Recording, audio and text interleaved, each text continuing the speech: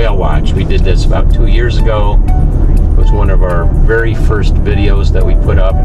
We didn't see a lot of whales that day. We didn't see any whales that day. Did see an Atlantic sunfish. Hoping for better results today. We left from Ogunquit. It's about an hour and 45 minutes to get here from Ogunquit. It's a nice drive. You go through Westcasset and through Bath. So we'll get downtown and we'll find a place to park. We got here about a half hour early so we can make sure we make our 9:30 reservation. After we do our whale watch, we are gonna do a little walk around town here too, so we'll record some of that as well. And there's the sign right there on the left, Captain Fish's Whale Watch, Pier 1 and 7. Pay for parking. It looks like people are getting cash out, which is, I don't know, I haven't used cash and You have cash? I have cash. Doesn't say how much, Chris. We'll find out. Heck, this is not a Park Mobile app or anything. This is a guy takes your money. Usually there's a sign that tells you how much. Well, he will tell us how much. Good. Going on a 9:30 whale watch, and then probably going to spend a little time in town after. Yep, so that's $40 to park today. That gives you all day. $40 to park. Wow. Right, that's good to know. There are some cheaper options for parking elsewhere in town, and we'll give you some of those tips towards the end of the video. The 9:30 whale watch?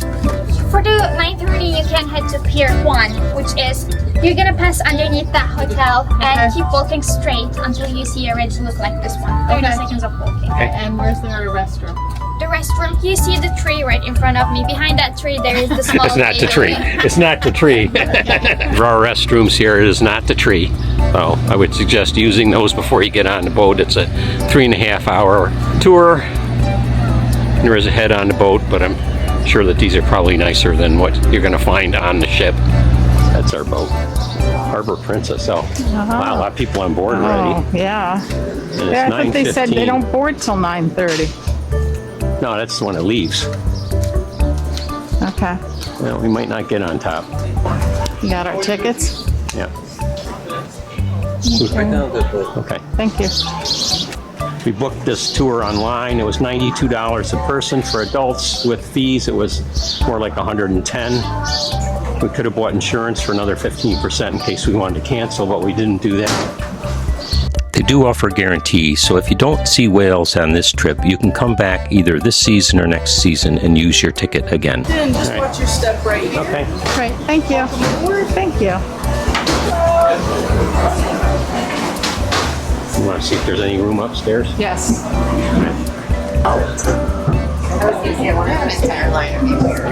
The most comfortable seats are on the top deck, so if you want to sit there, we suggest you get there at least a half an hour early, maybe earlier. We were lucky and did see some whales today, so that's coming later in the video, but even if you don't see whales, this is a beautiful scenic ride through Boothbay Harbor.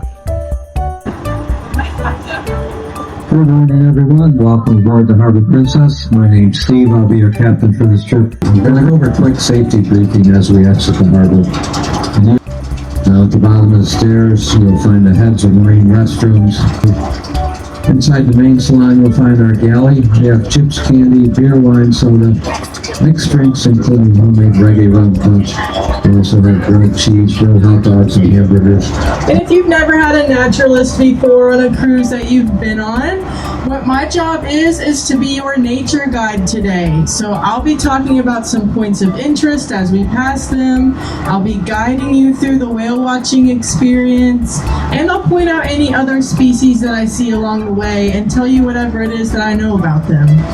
Now, when I point things out for you today, I'll be talking over this intercom system, and I'll be using the clock system to point things out for you. Some of you might be familiar with this, some of you might not be, so I'm going to tell you how to use the clock system so that you are well prepared for this tour. So pretty much you're going to want to think of this boat as an analog clock face, with the front or the bow being 12 o'clock, the right or the starboard side being 3 o'clock, the back or the stern being 6 o'clock, and the left or port side being 9 o'clock. So I'll be calling out times so that way you know where to look. Summer residency, you can see there's one house on that island, and they have some of those white sandbags on their shore. They're going to do some construction soon. But Tumbler Island is the natural indicator that we're leaving the no-wake zone of Boothbay Harbor. So, as you can kind of tell right now, we're picking up some speed.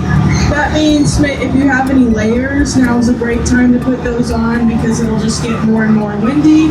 And if you have any loose items like hats or sunglasses or bags, be sure to secure those now. It'd be smart to bring some extra layers as it gets very cold when you get out on the open water.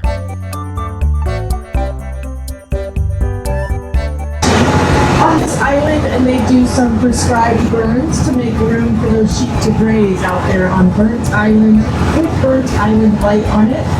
The grass, that's like their highway, that boardwalk.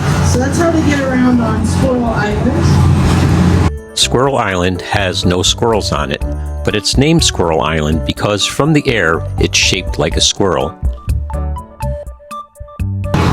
Again, they look like dolphins, but they're not really dolphins. They're just our little harbor porpoises. Lots of harbor porpoises. Here's some more at 1:30 going towards 2, a boat length away. All right, so we're passing our next lighthouse right up here, going towards, just at 1, going towards 2. This is called Ram Island and Ram Island Light. This light was built in 1883. And Ram Island is this smaller island in the foreground with this red-roofed house on it. And the island behind Ram Island, this much bigger island, is called Fisherman Island. And the reason that Ram Island got its name is because there used to be sheep, a herd of sheep, out there on Fisherman Island. And they would separate the males from the females to control their breeding. Male sheep are rams, female sheep are ewes. So they put the male sheep, which are rams, out on Ram Island so that they wouldn't breed and they could control them. And that's how it got the name Ram Island. Of course, you can see the passage separating those two islands right there at about 4 now. There are actually about 21 Ram Islands in Maine because they were all used for the same purpose.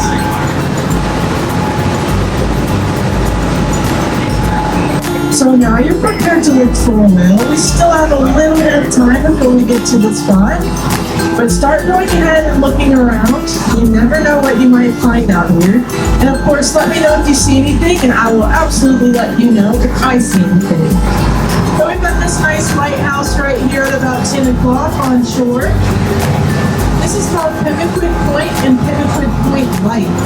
Now this light was originally built in 1827, but when they originally built it, they mixed the mortar with salt water, so it's completely crumbled, and they had to rebuild it. So they rebuilt it in 1835, this time mixing the mortar with fresh water. You can see it's still standing up there at 9 o'clock. Now this is one of the most visited and photographed lighthouses in all of New England, so it's very famous. It's even featured on the back of the Maine State Quarter. Remember, they do a deep dive when we see their tail. So it's going to be down for a couple minutes, so we're going to be patient, wait for it to come back up. We do know it's right here, but just keep your eyes out here at about 11:30, where those fish are bubbling up a boat length away. Do you see those little splashes, the little fish? We're looking right in that area. That's where that whale is hunting. They'll eat some herring, they'll eat krill, they'll eat plankton. I think this is a humpback whale. We'll confirm when it comes back up, but I think that's what we're looking at here. Right there at 10 o'clock. You saw the spout, we see the back with the dorsal fin on it.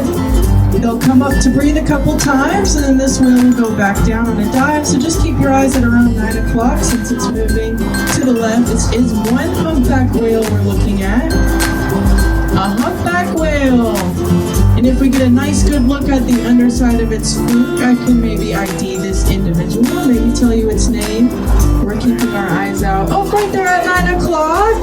Oh, beautiful look at its back. Oh, a deep arch and a tail. Woo! There's definitely a little bit of luck involved in being on the right side of the boat when a whale is spotted. That'll be right there at 1 o'clock. Good look at the dorsal and a deep arch with a tail. Woo! So this was a deeper arch because we saw that fluke, so we're still going to give it some time. But got a nice look at its back. Again, right there at 11 o'clock, look at that dorsal fin. You can see there's a little bump on the front part of that dorsal fin. That's where the humpbacks get their name. Because you can see that below, which is the spout. See that dorsal fin? It's just hanging out on the surface right now.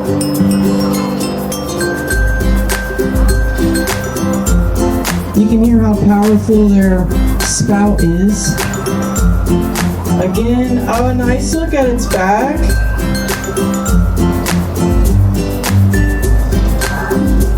Beautiful, right at 9. Now we are looking at one humpback whale. This is very normal for there to just be one. This is the most typical experience we'll have with humpbacks. Maybe every now and then they'll have a friend or a baby with them, and very occasionally they'll be in groups of up to 16. Right there at 9. But one individual humpback whale is the most common way to see these whales. Oh, a deep arch and another tail. This whale's showing off for us. How fun is that? So the underside of their fluke is like a thumbprint for them. Each one is super unique. Oh, right here at 1, less than a boat length away. So this whale right up here, maybe around 1 o'clock, of course it's down right now. It's a fin whale. The fin whale is the second largest whale in the world. Just behind the blue whale, they can get up to 80 feet. Humpback whales are much more fun to watch, so we're gonna leave this other one behind. The humpback whale will show all of those 3 things that we're looking for. The spout, the back, and the tail. And the fin whale will only show its spout and its back. Now we also get some minke whales out here, which are the smaller ones. They can be up to 30 feet in length, and they'll only show their back. We found that the bow of the ship was the best place to be because you had the biggest field of view and it was easier to move from side to side. Like I was saying earlier, the underside of their fluke is like their thumbprint. They're each born with a little bit different color on that underside. Some of them are all white, kind of like the one we're looking at now. Some of them are all black, and some are a variation between the two. And they'll get a lot of unique scars throughout their long life. Look at all these fish right here at 1, less than a boat length away. If you look down in the water, you can see all the fish that this whale is hunting. There he is. Looking right here at 3. If you look up towards 12. Oh! Wow! Nice ride! Wow! Did you get that? I think so. I did not. That was awesome! So that was this whale eating. It totally kind of reached out of the water with its mouth open to swallow up a bunch of fish. That was an awesome look at some lunch feeding. This whale is a humpback whale, of course. They have baleen in their mouths to eat, so they don't have teeth. Up there at 11. And this baleen is like, you kind of think of it as the bristles on a toothbrush. It's a lot of bristles kind of packed tightly together. They're made of keratin, and it creates a filter, and that's how they eat these whales. They'll swallow up a bunch of water and fish, and then they'll close their mouth right up there at 11:30. Oh, a deep arch! And a tail, yes! Beautiful! Oh, right up here at 10, next to the pink lady, wow! Wow, right next to it. And up here at 10:30, nice spout, nice back. Again, right at 10, oh, a deep arch, and another tail, yes! Do you see the fin whale, the finback whale? The take Again, that. up here at 10, oh, nice deep arch, and another tail, yes! Beautiful. Right there at 10. Nice spout. Oh, another deep arch. Oh, perfect fluke. Wow. In case you all are curious, all these fish out here, we've seen a lot of them down in the water. We've seen them bubbling at the surface. These whales are they're taking part of a migration right now. They're heading north. In the winter time, they'll stay down around Puerto Rico in the warmer waters where they will breed and they'll give birth to their babies. And then for their summer residency, they'll migrate up the coast all the way up here to Maine and Canada, where they'll reside for the summer times. And that's because higher latitudes mean much better fish, and it can take them about a month or two to get up here.